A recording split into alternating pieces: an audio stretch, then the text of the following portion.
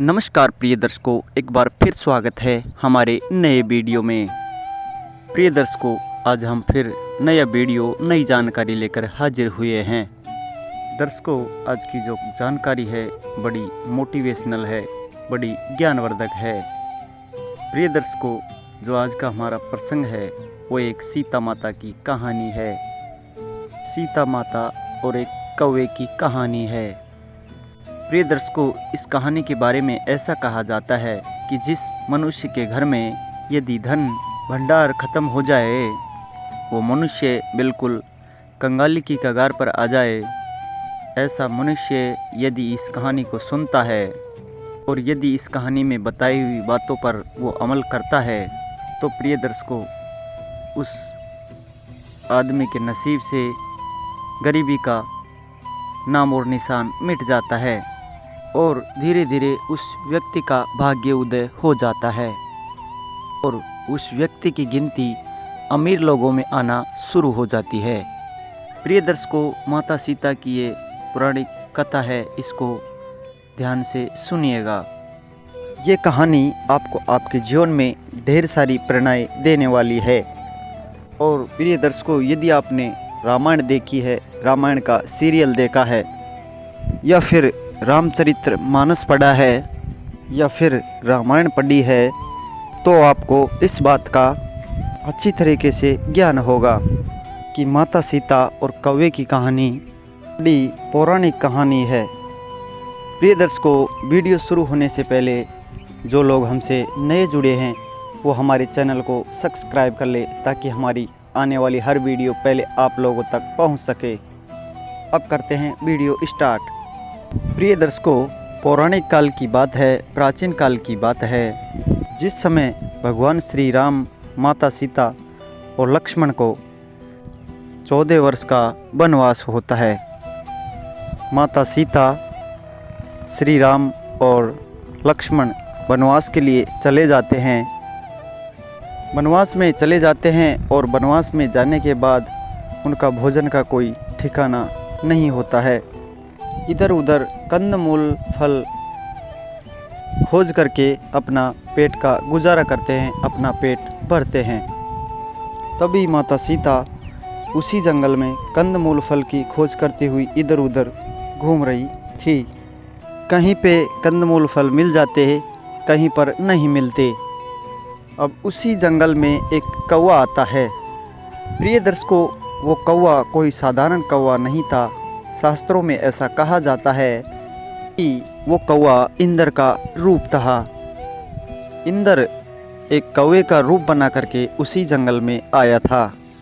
प्रिय दर्शकों, अब वो कौवा माता सीता के पीछे पड़ जाता है। जिधर जिधर को माता सीता जाया करती, उधर उधर उसके पीछे वो कौवा जाया करता और माता सीता को परेशान करने की कोशिश किया करता। प्रिय दर्शकों, ऐसा कहा जाता है कि इंद्र ने कौवे का रूप धारण करके माता सीता के साथ छल करने की कोशिश की थी। कुछ दिनों तक तो माता सीता को इस चीज़ का वहन भी नहीं था कि कोई कौवा मेरा पीछा कर रहा है। इतना तो उन्हें मालूम था कि कोई कौवा आता है, लेकिन ये पता नहीं था कि ये कौवा कोई साधारण कौवा नहीं है और ये मेरा पीछा करता है। इस चीज़ का उनको पता नहीं था। कुछ समय निकलने के बाद, कुछ दिन निकलने के बाद, जब रोज़ रोज़ कौवा उसके पीछे आता, वहाँ भी माता सीता अकेली रहती, तो उसके पीछे पीछे जाता। जाकर के माता सीता को इस चीज़ का महान होता है, पता चलता है कि ये कोई कौवा है और ये कोई साधारण कौवा नहीं है, ये कौवा मेरा पीछा करता रहता है।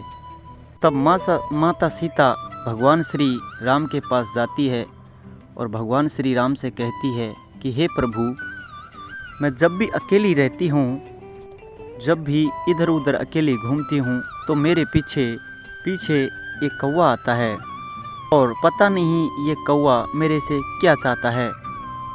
हर समय मेरा पीछा करता रहता है।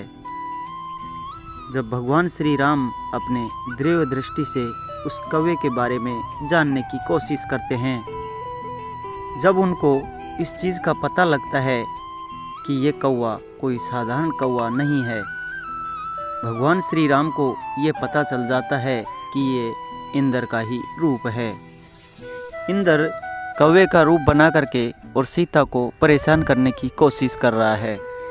प्रिय दर्शकों, तब भी भगवान श्री राम उस कौवे से कुछ नहीं कहते हैं, उनका भेद नहीं खोलते हैं और भेद को अपने मन के अंदर ही रखते हैं और कौवे को अपने पास बुलाते हैं। जब कौवा भगवान श्री राम के पास में आता है तब कौवे को भी ऐसा पता नहीं था कि मेरे साथ में भी कुछ गलत होने वाला है। कौवा भी भगवान श्री राम के पास आ जाता है और मीठी मीठी बातें करना शुरू कर देता है।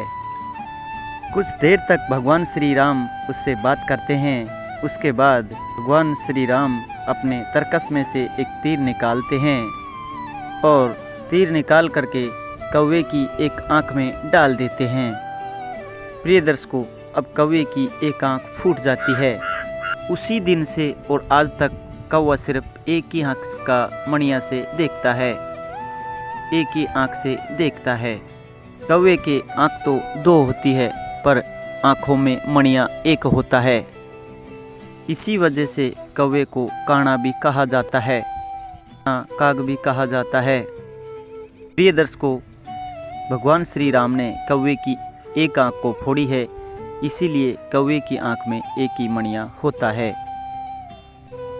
जब कौवा भगवान श्री राम से विनती करता है, अपने गुनाहों का पश्चाताप करता है और भगवान श्री राम से कहता है कि हे प्रभु, आपने तो मुझे नया नाम दे दिया है, अब संसार के लोग मुझे काना कहकर पुकारेंगे, कोई भी मुझे मान सम्मान नहीं देगा, कोई भी मुझसे प्रेम नहीं करेगा।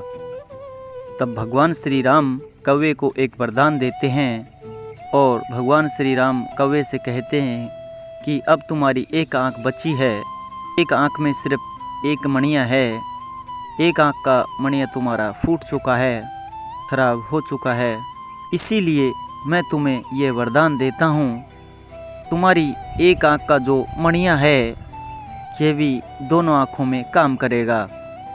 प्रिय दर्शकों, उसी दिन से कौवे के एक आंख रहती है और एक ही मणिया होता है, लेकिन वो एक मणिया दोनों आँखों में काम करता है।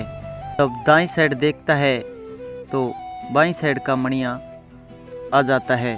जब बाईं साइड देखने की ज़रूरत पड़ती है तो दाईं साइड का मणिया बाईं साइड में आ जाता है। इसी तरीके से कौवे की आंख का एक मणिया दोनों आँखों में काम करता है।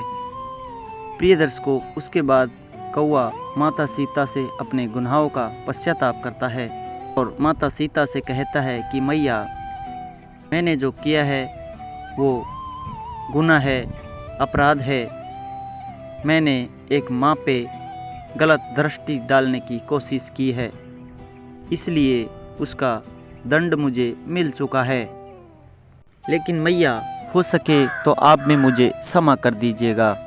तब माता सीता कौवे से कहती है कि कौवा, तुम चिंता ना करो, गलतियाँ हर जीव से हो जाती है और गलतियाँ होने के बाद यदि वो जीव जंतु गलतियों का पश्चाताप करता है, अपने गुनाहों का प्रायश्चित करता है, तो उसकी संपूर्ण गलतियाँ माफ़ कर दी जाती है और गलतियाँ करने वाला बिल्कुल निर्दोष हो जाता है। इसके बाद माता सीता कौवे को ऐसा विचित्र और चमत्कारी ऐसा वरदान देती है। माता सीता कहती है कि कौवा, लोग तुम्हारा सम्मान भी करेंगे और लोग तुम्हें मानेंगे भी। एक दिन ऐसा आएगा कि लोग तुम्हें पिता कह के पुकारेंगे, बाप कह के पुकारेंगे। जब माता सीता कौवे को वरदान देती है कि कभी भी इस संसार में मनुष्य अपने पूर्वजों का श्राद्ध निकालेगा, अपने बड़े बुजुर्गों को पिंडदान करेगा, ऐसे समय पर तुम्हें तुम्हारी सख्त ज़रूरत होगी और तुम्हें एक पिता की भांति बुलाया जाएगा और जो भी पकवान अपने बड़े बुजुर्गों को श्रद्धा पूर्व अर्पित करेगा, उस पकवान को उस पकवान का भोग जब तक तुम नहीं लगाओगे, जब तक वो संपूर्ण नहीं होगा। इस तरीके का वरदान माता सीता कौवे को देती है। प्रिय दर्शकों, उसके बाद से आज तक जब भी मनुष्य अपने पूर्वजों का श्राद्ध निकालता है तो प्रिय दर्शकों कौवे को बुलाया जाता है। प्रिय दर्शकों, श्राद्ध निकालना एक हमारे हिंदू धर्म में ऐसी प्रथा है। शास्त्रों में श्राद्ध के बारे में ऐसा कहा जाता है, जो हम हमारे बड़े बुजुर्गों के नाम से जो श्राद्ध निकालते हैं, प्रिय दर्शकों वो श्राद्ध उनके खाते में जाता है और नरक लोक में या स्वर्ग लोक में वही श्राद्ध उनको खाने में दिया जाता है, जो हम यहाँ से पिंडदान करते हैं।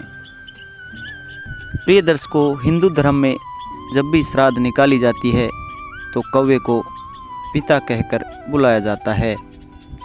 कौवे को बड़े प्यार से बुलाया जाता है और जब तक कौवा उस श्राद्ध में अपनी चोंच नहीं डाल देता तब तक उस श्राद्ध को मान्य नहीं किया जाता।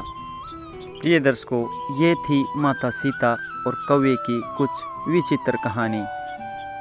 प्रिय दर्शकों, हम उम्मीद करते हैं कि आज की वीडियो आपको अच्छी लगी होगी, आपको बहुत पसंद आई होगी और इस कहानी से आप ढेर सारी प्रेरणाएं लेंगे।